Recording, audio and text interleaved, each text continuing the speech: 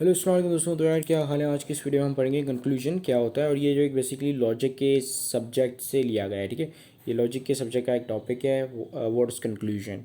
अच्छा, इसके पहले आपको पता होना चाहिए कि प्रीमाइस क्या होते हैं, आर्ग्यूमेंट क्या होता है, लॉजिक किस सब्जेक्ट का नाम है, और इसके अलावा स्टेटमेंट्स क्या होती हैं। ठीक है, तो ये थोड़ी प्रीवियस चीज़ें आपको पता होनी चाहिए, तब जाके आपको अंडरस्टैंडिंग बनेगी कि कंक्लूजन होता क्या है। ठीक है, फिर भी मैं थोड़ा एक्सप्लेन कर दूंगा इन चीज़ों को। पहले पढ़ लेते हैं।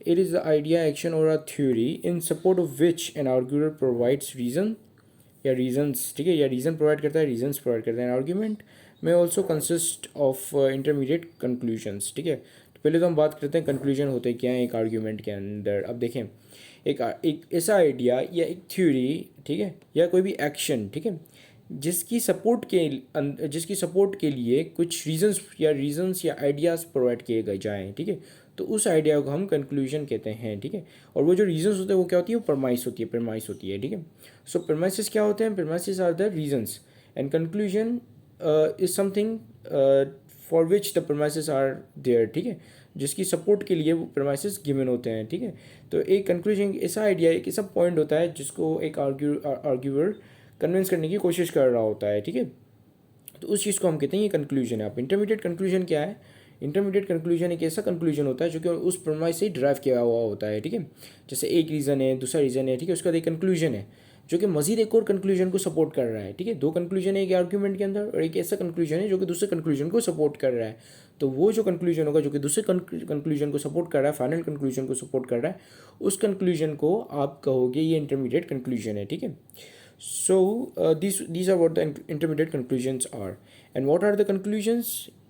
ऐसे आइडिया थ्योरी में, मतलब एक सॉरी नॉट थ्योरी में, आर्ग्यूमेंट के अंदर ऐसे आइडियाज़ हों जो कि एक स्टेटमेंट को सपोर्ट कर रहे हो, और वो स्टेटमेंट को आप कंक्लूजन कहोगे। ठीक है, इन शॉर्ट एंड सिंपल। ठीक है, यहाँ पे एग्जांपल है, Ali has run run 16, Ali has run 16 kilometres, so he have burn many calories. ठीक है, अब ये क्या, अली हैज़ रन 16 किलोमीटर्स, क्योंकि अली ने जो है वो 16 किलोमीटर्स भागा, तो जिसकी वजह से उसने काफ़ी कैलोरीज बर्न किए होंगे।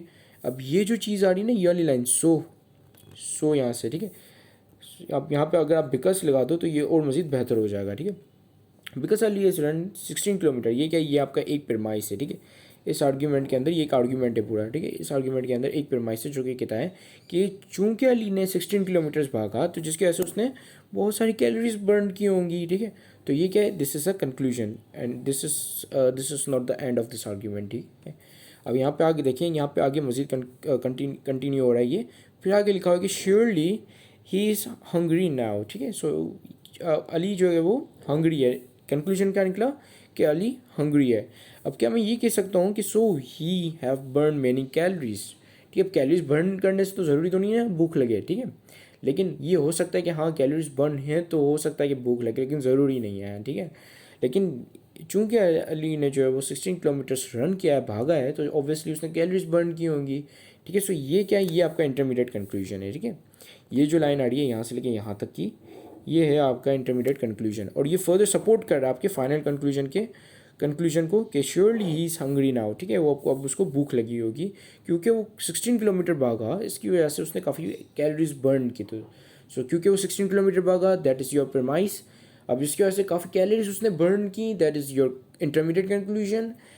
अब उसको जो है श्योरली अब उसको जो है भूख लगी होगी, तो that is your final conclusion. ठीक है, अब यहाँ पे कुछ कंक्लूजन इंडिकेटर्स हैं जो कि आगे लिखे हों किसी भी सेंटेंस या स्टेटमेंट के आगे, तो समझो कि ये सेंटेंस या स्टेटमेंट जो है वो कंक्लूजन है। ठीक है, सो यहाँ पे पहला आपका है clearly, it follows that, suggest that, so therefore, thus etcetera.